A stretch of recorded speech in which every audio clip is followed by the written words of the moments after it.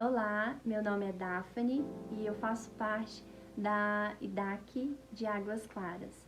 E hoje eu quero compartilhar com você uma das experiências que eu tive com Deus mais importante, mais especial da minha vida. Essa experiência, ela aconteceu durante a minha adolescência. Eu não nasci num berço evangélico, mas aos 7 anos eu dei o meu primeiro passo na vida cristã. Eu confesso que eu era uma adolescente bem difícil, eu tinha uma personalidade bem difícil de lidar, né? Tudo eu achava ruim, tudo eu questionava, tudo eu reclamava. E os meus pais, eles penaram um pouquinho com o meu jeito, né, difícil. E eu queria muito viver algo diferente de que eu estava vivendo. Eu queria muito buscar algo novo, né? E surgiu a oportunidade de me tornar modelo nesse período. Eu participei de um concurso, ganhei nesse concurso. Como um prêmio era ganhar um book. Eu ganhei um book, fui fazer na agência, né? Esse book é um álbum de fotografias. E chegando lá, começou a minha jornada como modelo. Eu, com pouco tempo na agência, eu fui pegando vários trabalhos, onde tinha vários modelos com bastante tempo de preparação para os castings, e eu mal tinha me preparado, eu já ia pegando vários trabalhos seguidos aqui em Brasília. E aos 16 anos surgiu uma oportunidade de viajar para fora do Brasil. O agente que cuida dessa parte toda, ele era de São Paulo e ele ficou muito impressionado comigo, e já na semana seguinte que eu fiz o vídeo, eu já consegui uma vaga, uma estadia durante 6 meses na China. E eu confesso que os meus pais, eles ficaram muito preocupados, ficaram muito resistentes de me deixar ir, porque eu iria sozinha e eu precisava me emancipar. E eu queria muito, sabe? Eu tinha muita curiosidade de viver essa descoberta, né? Viver essa nova aventura. E meus pais resistentes, eles concordaram e eles confiaram em mim e permitiram que essa viagem, né, acontecesse. Assim que eu cheguei lá, eu fui para a China e fiquei na cidade de Xangai. E eu achava que eu precisava de um período para me preparar para essa viagem. Eu precisava me preparar com o idioma, principalmente, né? Pelo menos o inglês, coisa que eu não tive uma oportunidade de fazer cursos, de me preparar antes. Como as coisas foram tomando uma proporção tão rápida, eu não tive esse período de preparação, então eu acabei embarcando nessa viagem sem me preparar, né? Sem saber, ou pelo menos o básico ali do inglês, onde eu já tinha escutado várias meninas que já tinham ido e que não souberam, né, falar o idioma, mas elas acabaram aprendendo algumas coisas lá e se viravam, mas de fato elas ainda tinham o básico, né? E eu mesmo sem saber pelo menos o básico do inglês, eu fui muito confiante e estava disposta a viver essa nova experiência, né? Por mais que meus pais, eles não concordaram, mas eles estiveram sempre ao meu lado, me apoiando. Foi um tempo muito difícil durante essa viagem, durante esse período na China, porque o que mais foi realmente difícil foi a questão do idioma, né? Onde eu precisava dele para tudo. Então, ali nos primeiros meses foram os mais difíceis para mim. Uma vez eu precisei ir num trabalho numa outra cidade, uma cidade vizinha de Xangai, e eu precisava ir de trem, né? E eles só me entregaram um papel todo escrito em chinês e só me deram a orientação de que eu precisava apresentar esse papelzinho para um porteiro e ele iria me liberar e, enfim, eu ia chegar no meu destino final. E lá eu entrei numa estação muito movimentada, tinha muitas pessoas, eu não sabia de maneira alguma o que estava escrito no painel do trem, estava tudo em chinês, mas aí eu entrei nesse trem e sentei e falei, seja que Deus quiser, uma hora eu vou chegar nessa cidade, fui muito confiante. E então umas 3 horas depois, eu cheguei no meu destino final e tinha uma pessoa lá na saída segurando uma plaquinha com meu nome. E eu fiquei tão assim, admirada com aquilo, porque na hora que eu cheguei, eu já fui entrando no vagão, eu nem sabia se aquele era o assento, eu não sabia absolutamente nada, nada. E eu cheguei no meu destino final com uma pessoa me esperando e eu fiquei assim, abismada o quanto Deus cuidou de mim só naquele momento, né? Pelo menos é o que eu pensava. E outra situação também que, apesar, né, do idioma, mas que foi também muito difícil para mim, foi depois de 3 meses, eu teria que ir para uma outra cidade, na verdade, em outro país, chamado Hong Kong, e lá eu tinha que fazer um visto, né, renovar o meu visto de pelo menos 3 meses. E ali eu fiquei 2 dias naquele lugar, eu tinha ido com uma modelo brasileira, e aí a gente conseguiu arrumar um lugarzinho bem em conta para não ter problema de gastar muito, né, reduzir os custos. E era tipo uma república de indianos, né?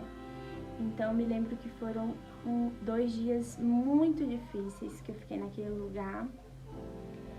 Foram dias de muito medo, de muito pânico, porque eu não queria estar naquele lugar, né?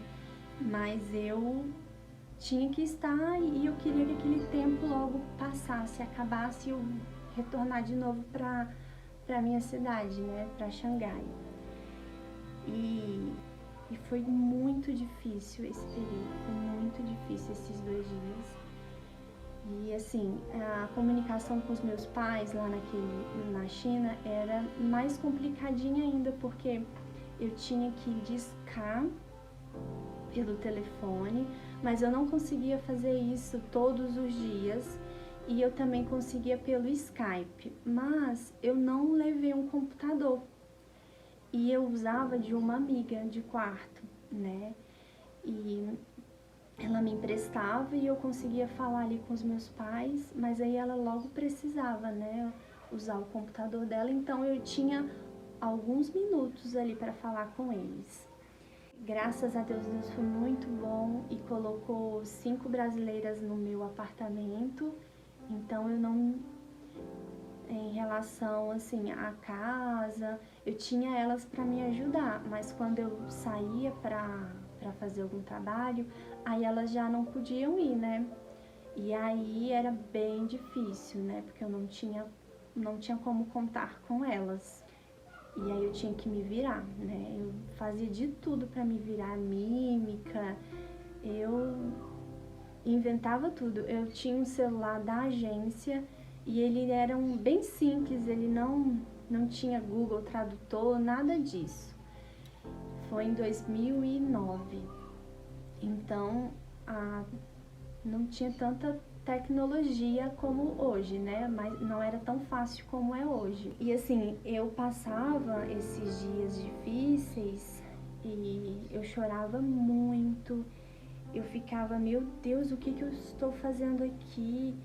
E durante esse tempo de 3 meses, a minha ficha realmente tinha caído e eu ficava, meu Deus, eu realmente estou do outro lado do mundo, os meus pais, eles não estão aqui, eu preciso muito deles. E a cada dia que ia passando, eu ia reconhecendo isso. Eu ia reconhecendo que a minha família era tudo para mim, como eu precisava deles, como eu precisava do apoio deles ali, como eu precisava da presença deles, né?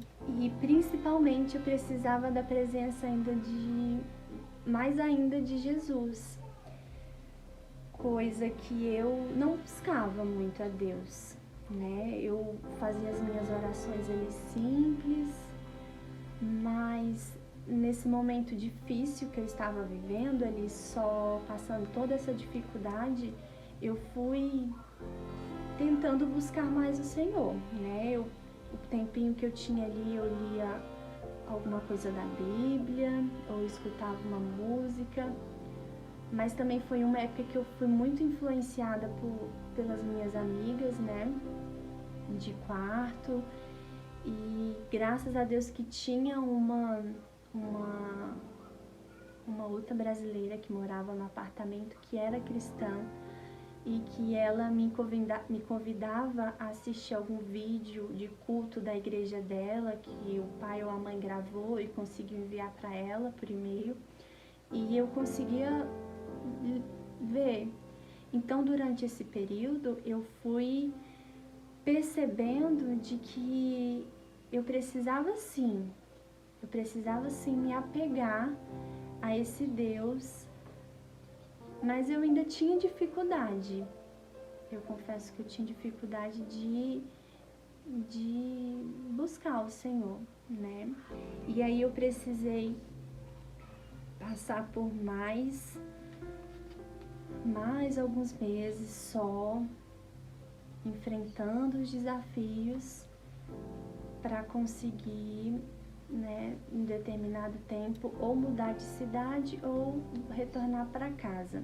E quando eu conversava com os meus pais, eles sempre me perguntavam se eu estava bem, eu sempre falava que estava ótimo, que estava vivendo, nossa, grande realização da minha vida, que eu estava muito feliz, mas assim que eu desligava o telefone eu chorava, porque eles não tinham ideia de quão sozinha eu estava. Mas eu não queria transparecer para eles porque eu queria demais. Não chegou a ser um sonho porque foi tomando a proporção muito rápida na minha vida. Mas como eu queria viver essa nova experiência, eu não queria decepcioná-los. Eu queria mostrar que estava tudo bem, que estava tudo tranquilo. Mas depois que eu retornei de Hong Kong, foi um basta, assim, esses 3 meses foram os mais difíceis, então meu pai me ligou e ele me pegou numa hora que eu estava desesperada chorando. Ele ficou tão sem chão, ele ficou tão preocupado que ele queria vender o que ele tinha para poder ir lá me buscar, né? E eu falei, meu Deus, o que tá acontecendo? Eu tô deixando os meus pais nessa situação de desespero, de incômodo, de agonia. Meu Deus, eles não merecem viver isso, eles não merecem passar por isso. E aí eu precisei ficar mais um período, e meu pai, muito preocupado, ele não via a hora desse tempo passar, porque eu precisava cumprir, né, esses 6 meses. Ele não via a hora de tudo isso acabar. Mas ele aqui do lado de cá, ele fazia de tudo pra poder ir lá me buscar. E minha mãe sempre muito confiante em Deus, de que Deus estava cuidando de mim.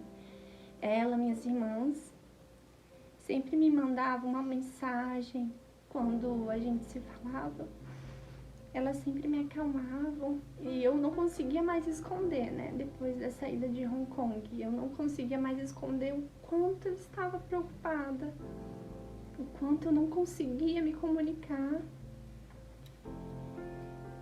Mas elas sempre me davam palavras de encorajamento, de que eu iria vencer aquilo, né? Passou esse período, né, de 6 meses e o meu agente tinha perguntado se eu queria ir para outro lugar, já aproveitando que eu estava na Ásia. E eu falei, não, eu preciso muito voltar para casa, muito. E aí eu voltei para casa. Nossa, meus pais me receberam com tanto amor, com tanto carinho. Eu lembro do meu primeiro abraço na minha mãe. Eu contando assim, parece que eu tô vivendo tudo, sabe? Me lembrou de tudo isso que eu vivi. E eu percebo o quanto os meus pais se importam, né? Agora, quem se importa muito mais comigo é Deus, né?